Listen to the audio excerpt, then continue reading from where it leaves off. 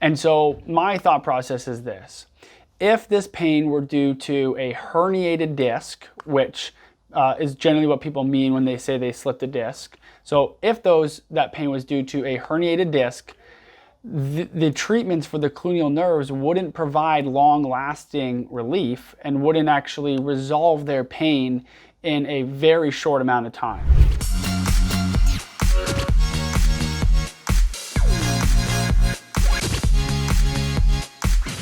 And so a patient I had a few months ago, he throws his back out every kind of 2 to 3 years, and it always comes the same. It's usually when he's squatting or deadlifting in the gym, and he feels something kind of give in his low back, and then he has a pretty intense pain that stays in the low back and the glutes. It does not radiate down the leg. He doesn't have increased pain with coughing, sneezing, or bowel movements, which that is characteristic of an actual herniated disc compressing on a nerve root.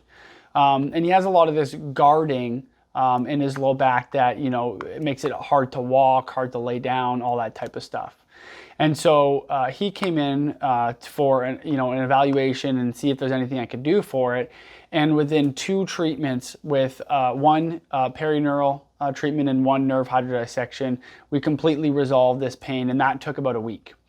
Meanwhile, for the past 7 or 8 years, all of the flares he's had in his low back usually lasted at least 6 weeks. Sometimes I think one of them was upwards of 3 months that he had this chronic pain before it resolved. And so the fact that we were able in him to resolve his pain in a week with these treatments tells me that all those times that he injured his back, it likely was not a herniated disc or a bulged disc or a slipped disc, but rather a superior cluneal nerve neuropathy. And so we see that pretty frequently. We treat it on a weekly basis, and it's just how I think about acute low back pain now. I don't believe that it's a slipped disc. I believe that most of the time it is a superior and middle cluneal neuropathy.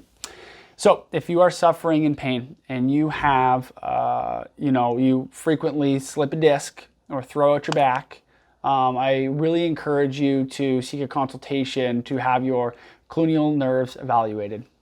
See you later.